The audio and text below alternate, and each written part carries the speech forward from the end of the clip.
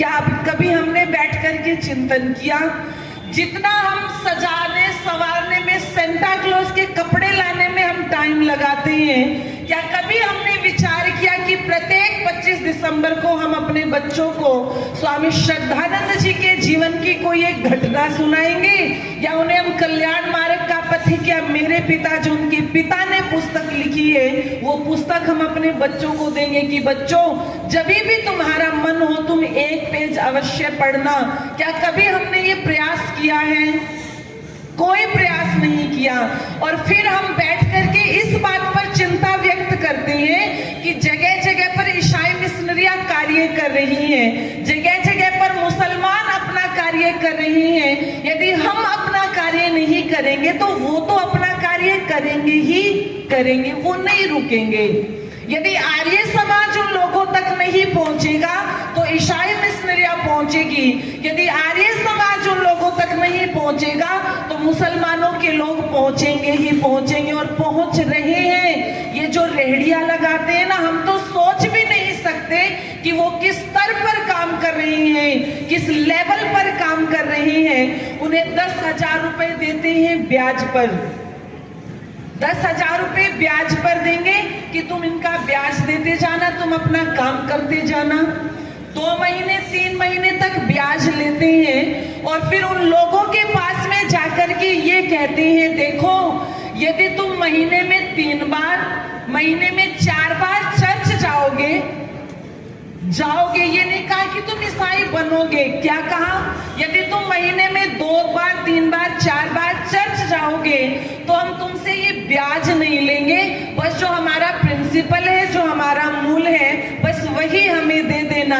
निवेदन कर दूं, जो व्यक्ति हर रोज कमा रहा है और हर रोज उसी से अपना पेट भर रहा है, हमारे मध्य में श्रद्धेय पूज्य आचार्य श्री वागेश आर्य जी उपस्थित हो रही हैं। आप उनके सम्मान में एक बार जोरदार तालियां बजाएंगे। और मैं भी मंच की तरफ से पूज्य आचार्य जी का बहुत बहुत स्वागत अभिनंदन करती हूँ।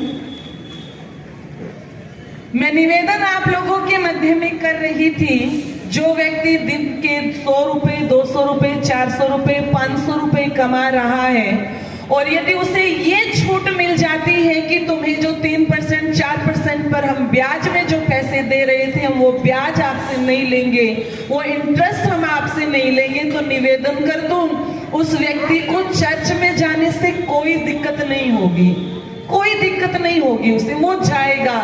और ये मत समझना केवल जाएगा, 2 महीने में 3 महीने में 4 महीने में आपको वो ईसाई बनता भी दिख जाएगा, वो दिख जाएगा आपको, उसके गले में आपको क्रॉस भी दिख जाएगा।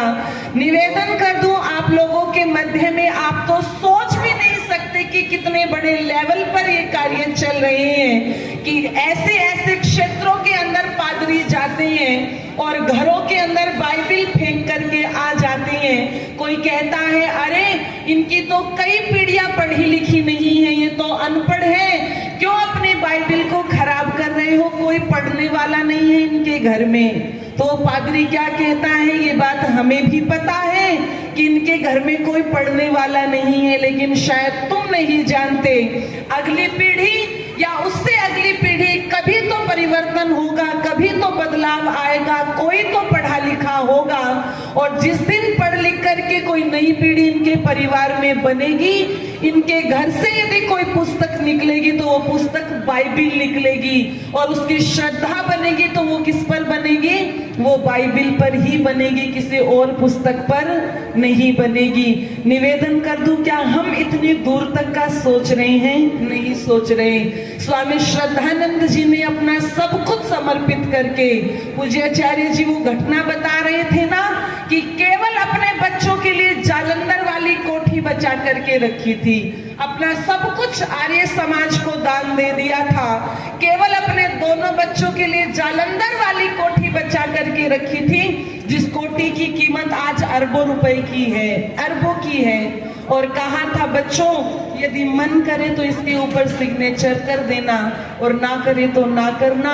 लेकिन उन दोनों बच्चों ने एक बार भी ये नहीं कहा पिताजी सर के ऊपर ये एक ही तो छत बची है, एक ही तो छत बची है और ये भी आप हमसे छीन रहे हो, ये नहीं कहा था। पिता ने पेपर दोनों बच्चों ने साइन कर दिए थे।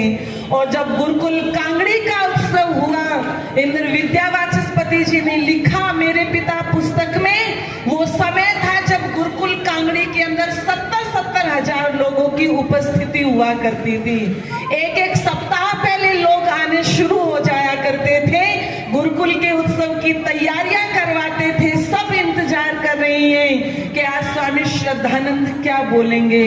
और जब खड़े हुए तो स्वामी श्रद्धानंद जी ने अपना प्रवचन दिया और जब ये कहा कि मैं अपनी जालंधर वाली कोठी भी गुरुकुल कांगड़ी को समर्पित करता हूं, तो उस समय जो लोग विरोधी थे, जो स्वामी श्रद्धानंद जी का विरोध करते थे, कहते हैं उस दिन लोगों के हाथों से तालियां नहीं बजी, उस दिन लोगों के आंखों से आंसू बह निकले कि इस व्यक्ति ने एक चीज अपने बच्चों के लिए रखी थी और वो भी गुरुकुल को दान में दे दी, वो भी दान में दे दी।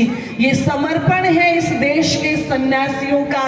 इसलिए निवेदन कर दूं, हमारे देश में सेंटा नहीं आते, हमारे देश में संत आया करते थे, स्वामी श्रद्धानंद और महर्षि दयानंद जैसे। इसलिए अपने बच्चों के अंदर ये जो पाश्चात्य विचार हम भर रहे हैं, इन पाश्चात्य विचारों से अपने बच्चों को छुड़ाएं। आइए उस स्वामी श्रद्धानंद जी के प्रति समर्पित कुछ पंक्तियां। स्वामी श्रद्धानंद प्यारा है, स्वामी श्रद्धानंद प्यारा है, तन मन धन जिसने निज देश पे वारा है, तन मन धन जिसने निज देश पे वारा है।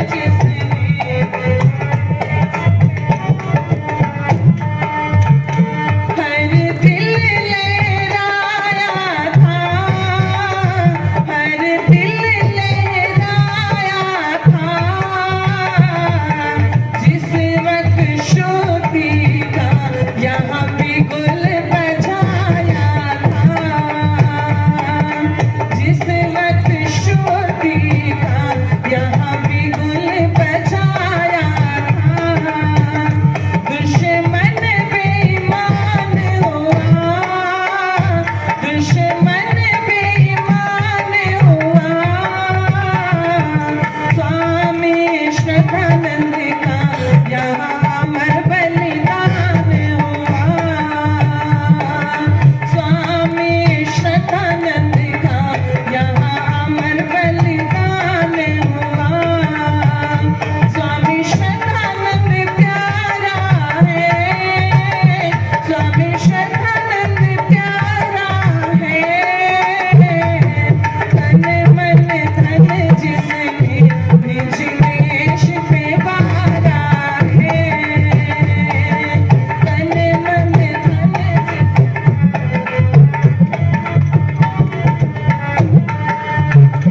वह काम किया उसने, वह काम किया उसने, अधिक जाति गिर जाती बस